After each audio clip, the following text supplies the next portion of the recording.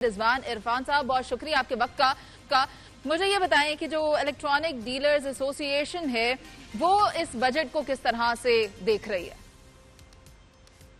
देखिए, हम तो खुद अभी आपने बताया, जो पहले मेरे साथ पहले मौजूद थे, उन्होंने कहा इससे आम आदमियों को रिलीफ नहीं होगा। ये बेसिकली मराहत या तबके के लिए जो है ये बनाया गया बजट, और वो हर साल यही होता है और उन्हीं की बात सुनी जाती है। एक मिडिल क्लास आदमी के लिए कोई पॉलिसी नहीं निकाली जाती कि वो आदमी जो है वो अपना जो है वो अपने एहसास जिंदगी जो है बढ़ा सके।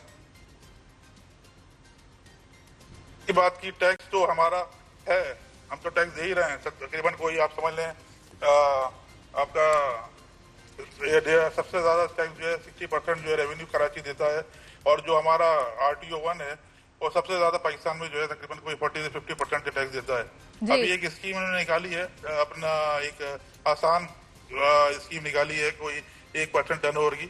अच्छी बात है। उसमें जो लोग नहीं आते, जो जिनके पास डॉक्यूमेंटेशन नहीं होती है, इतने पढ़े लिखे नहीं है, वो उसमें आएंगे और ज्यादा से ज्यादा गवर्नमेंट को रेवेन्यू मिलेगा।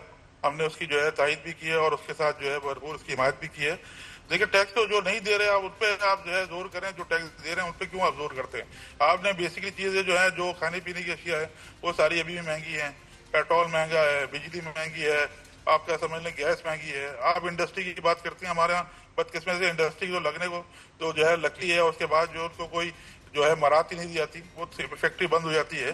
ठीक है रिजवान साहब, मैं पब्लिक इंटरेस्ट का एक सवाल आपसे लेना चाहती हूँ। लोग ये जानना चाहते हैं इस बजट के आने के बाद कि उनके घर में जो आइटम्स हैं, फॉर इंस्टेंस रेफ्रिजरेटर हो गया, टेलीविजन हो गया, फ्रिज हो गया, मोबाइल फोन हो गया, क्या अब इसमें कोई कमी देखेंगे वो इसकी कीमतों में, या फिर मजीद महंगाई होती हुई नजर आएगी? देखिए, कोई कमी तो आज तक देखी ही नहीं मैंने। जो रेवेन्यू जनरेट करके दे रही है इंडस्ट्री, उसी पे जो है वो टैक्सेस थोपे जाते हैं और उसी को जो है सख्ती की जाती है। हम तो ये कहते हैं कि आप इंडस्ट्री को क्यों नहीं आप सपोर्ट करते? हमारी बदकिस्मती से बताया ना मैंने आपको, यहाँ मैन्युफैक्चरिंग नहीं होती, यहाँ असेंबलिंग होती है। अच्छा। पार्ट्स बाहर से आते हैं, उसके बाद जो है रेवेन्यू जाता है, इतना पैसे जो है वो बाहर जाता है, डॉलर जाता है, उसके बाद जो है पार्ट्स आते हैं और यहाँ बनता है। तो आप लोकल इंडस्ट्री को क्यों प्रमोट नहीं करते? जो यहाँ इंडस्ट्री लगाना चाहता है उसको मराहत क्यों नहीं देते? टैक्सेस में उसकी कमी क्यों नहीं करते? आप वो टैक्सेस कमी करें ना, ताकि यहाँ लोगों को रोजगार भी मिले और जो है चीजें सस्ती भी हों और उनके पहुंच में हो। तो ये क्यों नहीं करती सरकार? हम ये कहते हैं ना उनसे।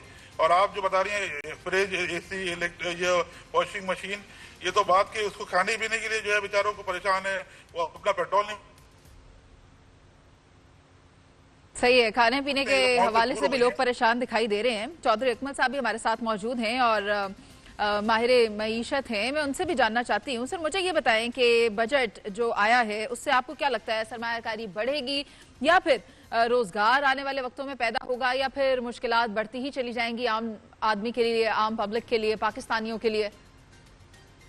देखिए, जो बाजार टैक्स के फिगर्स हैं ना, उसमें फॉर एग्जांपल मैं अभी इसी को स्टडी कर रहा था, तो जो पेट्रोलियम डेवलपमेंट लेवी है उसको 1400 से बढ़ा के जो है वो 1400 अरब की लास्ट टाइम, उसको जो है वो 1700 अरब के लगभग जो है वो कर दिए गया। अच्छा। ठीक है ना, तो 300 अरब का यहाँ पे इजाफा किया गया और उसका जवाब ये पेश किया गया है कि जो है वो हुकूमत ये कह रही है कि जी लोग मिलावट करते थे, और भी चीजें ऐड कर दी। पहले तो सिर्फ पेट्रोलियम प्रोडक्ट्स में होता था, उसमें पेट्रोल से रिलेटेड जो मिलावट वाली चीजें थी बकौल हुकूमत के, तो वो भी करते थे, तो हमने इसलिए इनको भी पेट्रोलियम डेवलपमेंट लेवी में ऐड कर दिया। तो कहने का मकसद ये है कि अल्टीमेटली उनका जो टारगेट ये था कि पेट्रोलियम लेवी में इजाफा किया जाए, और उसमें हुकूमत कामयाब हुई है।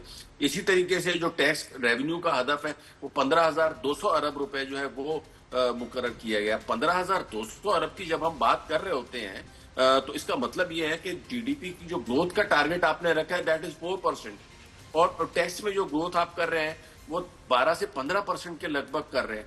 तो ये कैसे इसको आम आदमी जो है वो पूरा करेगा? अल्टीमेटली तो आपने एग्जिस्टिंग टैक्स पेयर से ही निकालना है ना, क्योंकि जो उसमें मराहत है, जो फायदे हैं वो आप दे नहीं रहे। इसी तरीके से सैलरी क्लास की अगर मैं बात करूं, 7% का इजाफा उनको किया है, या पेंशन में 7% का इजाफा किया गया। मेरा ख्याल है कि इसको 10% तक कर दिया जाएगा। ये प्राइम मिनिस्टर साहब ने अपने ऐलान करने के लिए रखा होगा कि बहुत ज्यादा ये शोर मचाएंगे तो बाद में मैं 10% कर दूंगा। तो उसमें मुझे उम्मीद है कि वो 10% तक लेके जा सकते हैं, लेकिन वो भी कोई इतना बहुत ज्यादा नहीं है, नॉमिनल है।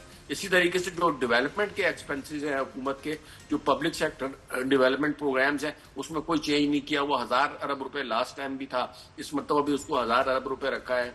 ठीक है। तो अगर गवर्नमेंट जी और गवर्नमेंट की अगर इस करें कम नहीं होती या अगर जो पब्लिक सेक्टर के ऊपर जैसे पुल बनते हैं, सड़कें बनती हैं या दीगर जो चीजें होती हैं उसके ऊपर जब इखराजात करती है हुकूमत तो उससे जो है लोगों की इनकम में इजाफा होता है और ये मल्टीप्लायर का जो है वो इम्पैक्ट दे रही होती है।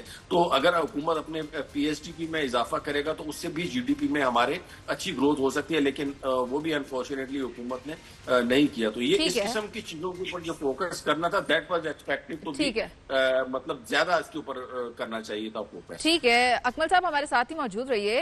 अहमद चनॉय साहब ने ज्वाइन किया है जो कि डायरेक्टर हैं पाकिस्तान स्टॉक एक्सचेंज के। Sir once again thank you very much. मैं आपसे ये जानना चाहती हूँ कि जो पिछले साल का बजट था और आज जो बजट पेश किया गया है, आपको क्या लगता है कि बेहतरी आएगी क्या इसके बाद, और जो सरमायाकार हैं बजट को किस तरह से देख रहे हैं, क्या मुस्बत तब्दीलियां नजर आएंगी?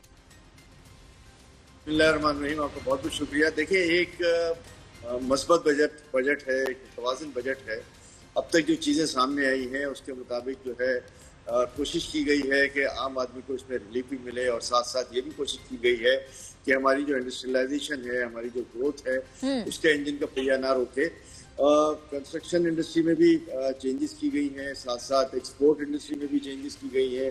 उनके टैक्सेशन को कम किया गया है, इसके बाद सुपर टैक्स को भी कम किया गया है, इसके बाद जो है वो ओवरऑल जो है वो टैक्स स्लैब में भी कमी की गई है और कई जगहों पर तो मैं समझता हूँ कि एक बहुत बड़ा रिलीफ जो है वो सैलरीड क्लास को भी मिलेगा। तो मैं समझता हूँ कि बाय एंड लार्ज जो बजट की इस्लाहात हैं जो as it is prima facie हमें मिली हैं वो बेहतरी की जानिब है और उससे मुल्क में मईशत को बेहतर बनाने में, लोगों का एक कॉन्फिडेंस लेवल, ट्रस्ट लेवल बेहतर बनाने में जो है वो खासी मदद मिलेगी इंशाल्लाह। लेकिन अगर देखा जाए तो आपकी राय, अभी जो हमारे दो मेहमान हमारे साथ मौजूद हैं उनसे कुछ मुख्तलिफ दिखाई दे रही है और आप ये कह रहे हैं कि पब्लिक इंटरेस्ट में है ये बजट, जबकि हमारे दीगर मेहमानान का ये कहना है कि अवाम के लिए इसमें कुछ नहीं है, सैलरी क्लास के लिए इसमें कुछ नहीं है और उनको तो सहूलियात हम क्या दें, वो तो दो वक्त की रोटी कासर हैं। तो ऐसी सूरत हाल में आप जो एक स्टेटमेंट दे रहे हैं वो बिल्कुल मुख्तलिफ है। तो मैं आपसे ये जानना चाहूंगी कि वो कौन से इस तरह के प्रपोजल्स हैं बजट में जिससे देखते हुए या मद्देनजर रखते हुए आप ये कह रहे हैं कि अवाम को फायदा होने जा रहा है?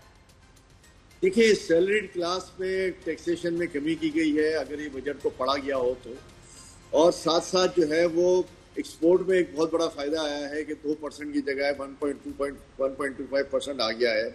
इसके बाद जो मुख्तलिफ स्लैब्स हैं इनकम टैक्स के उनमें कमी की गई है। तो मैं समझता हूँ कि इस बजट को जरा अगर गौर से पढ़े तो ये एक अवाम दोस्त बजट है, इसमें कोई अच्छी बात नहीं है। इस पे आप क्रिटिसाइज करने को तो हर चीज़ पे कर सकते हैं कि जी फला चीज़ नहीं है, फला चीज़ नहीं है, लेकिन जो अवेलेबल रिसोर्सेज के